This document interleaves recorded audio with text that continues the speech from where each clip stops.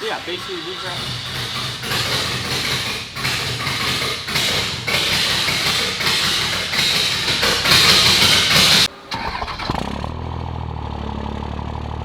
I said I would make the attempt and try to figure out Cody's wiring, but he's got to fix my bedsides. I mean, it does sound like there's only one way it's going to work, is that's if you actually fix it. If you're set and saying yes, I'm pretty sure I would most definitely fix a bedside over have to chase down wiring. Don't say that. Don't say that. No, it's fine. I mean, how about this? We'll just help each other through them both. How about we just call Derek and tell Derek to come fix it? We could do that. I might just do that, to be honest. Derek, your harness is fix it. Well, let me tell you how that's going to work. He's going to tell you to screw up. I don't think it's See, this is how this works. Derek touched wires. There's a wire problem, so it's most definitely Derek's fault. So like anytime you take something to a mechanic shop and they touch one part of the truck, it's clearly their fault, even though it's on the other end of the truck that you haven't touched. You changed my engine oil. Guess what? My rear end's blown up now. I don't know what the hell happened. Today we've got Dave Jewell's truck here. They drove down out of Iowa, and I'm gonna have Dave, if you want to tell the guys what you did to your truck, and we'll get started on this. Sounds good. Got a AirTech 6064 bottom turbo, AirTech 475, 75, 96 top turbo, Extra G 45 over injectors, Extra D 10mm pump, Fast 165, valve springs, push rods. Transmission? Transmission got a gear end, gyro end, billet transmission. Good deal. Yeah, this the 6064 is like a HE351 stock appearing style charger with a over-under setup. So it should be a great daily driving, towing setup. This is something that you had your stock injectors go out, right? Yes. You decided to, when you're putting bigger injectors in, may as well do the rest of the setup. So this is really hasn't beat on it much. We're going to get it dialed in on the dyno. We also put a 150 psi map sensor in it. We want to get that scaled correctly so that he can read full boost up to 150 psi on his new CTS3.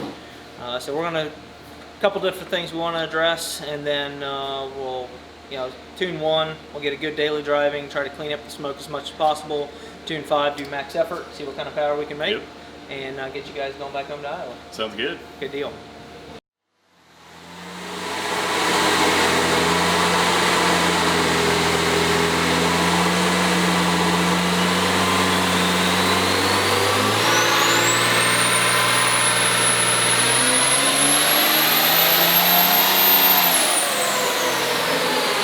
We got Dave's truck all wrapped up.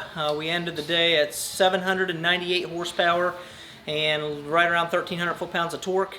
We could probably make a tick more than that, but we were at 2,800 microseconds, and that's about as safe as I like, or as far as I like to go on a 45% over to stay safe. If he runs some higher RPM, make sure he doesn't melt a piston.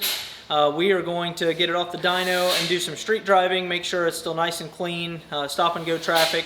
I want to try to make sure that he's got good drivability. Tune 1 did 394 horsepower, and then Tune 1 through 5 are linearly increased between there. So he has a good range of horsepower, and we'll get him off the dyno and go do some street driving, and then get him headed back home. Oh no. Come to a stop. Just do a normal take off the whatever you would normally do.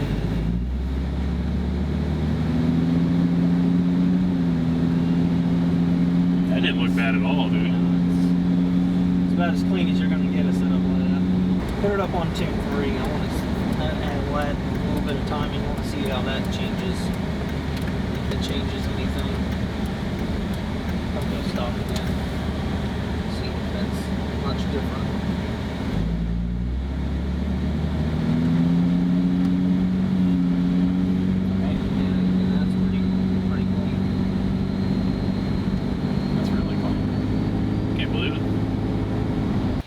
All right, we're digging into Austin Denny's truck here. We're doing a rack and pinion steering on it, and also he got rid of his factory shocks and springs. They already cut off the spring buckets for us, so that's nice that we don't have to do that. Gonna be a fairly simple, kind of an adjustable shock mount that we're gonna put on it. I'm gonna kind of use some of our parts from our rear shock mounts that we already have and make so that we can use those on the frame here. So that should be pretty simple, getting the shocks and the coilover shocks mounted in it. And then the rack and pinion I don't think is going to be too terrible, but definitely a little bit different with being a Ford. The big cross member up underneath is quite in the way, so we'll need to be doing some modification on that, and the track bar might be a little bit challenging, but we'll get that figured out. So as far as the rack and pinion, yes, it's about weight savings. Like, there's a lot of big bars underneath here. Kind of curious to get those on the scales. I'm guessing we'll probably end up saving somewhere in the neighborhood of 100 pounds.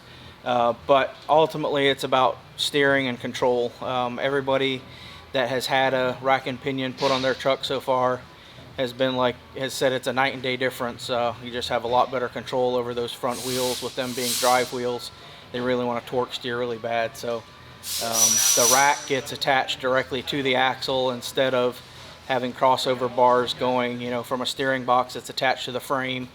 And then as the suspension travels, it can change your steering a little bit, and you get flexing bars and everything. So the rack just really makes everything a lot more solid and gives you a lot better control. Makes you go straighter, and straighter's faster. So be curious to see what Austin thinks of it after having driven it with the factory steering on it. For the most part, I don't think it should be too terrible of a job. Hopefully we'll get it whipped mostly this week and see how it turns out. I'm pretty sure we're taking off at least 100 pounds of stuff. That's 45 pounds. Mm-hmm. Oh, that's a nice fresh ball. How much? 25? 25. 25 and 45 is 70. 80.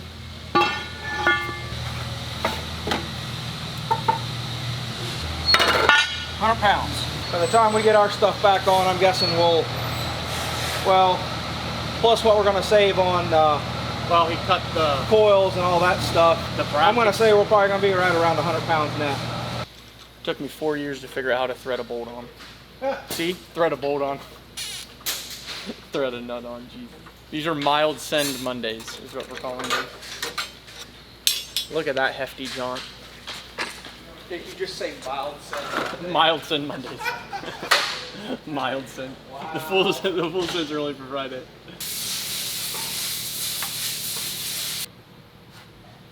I bet Dylan could do better than me.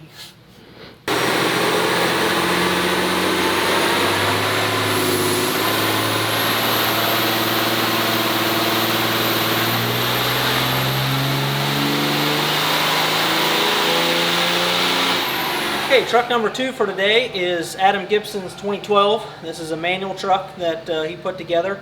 I think you were here earlier with stock injectors and all that stuff, and just put a setup together. Let him tell you guys a little bit what he's done to the truck, and we'll see what kind of numbers we can make with it today. Yep. Yeah, I started about a year and some change ago. Started with a Fleece in-tank pump. I feel like I was one of the first to start out experiencing with that. Fleece, Cheetah Turbo, stock CP3, stock injectors in it and everything. 477, right around 1,000 on the torque.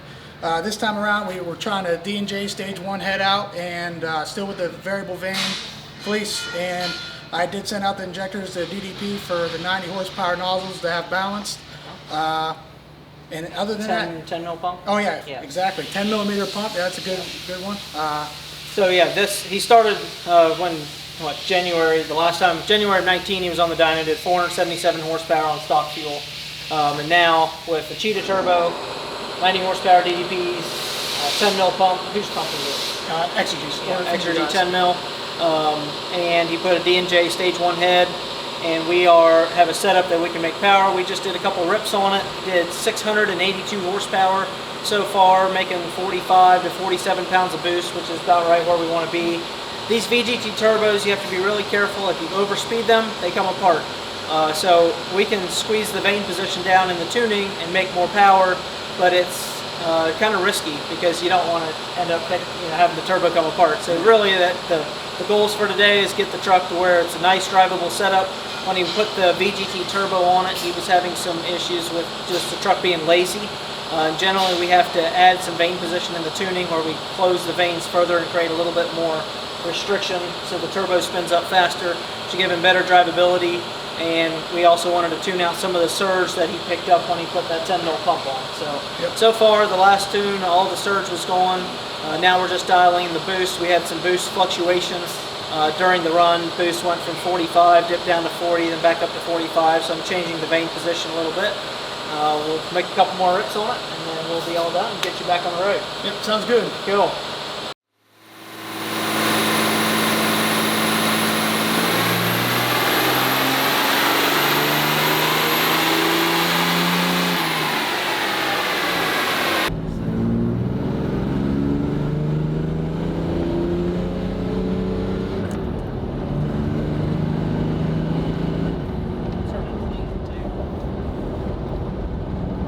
Yeah, that felt good. That was the 4.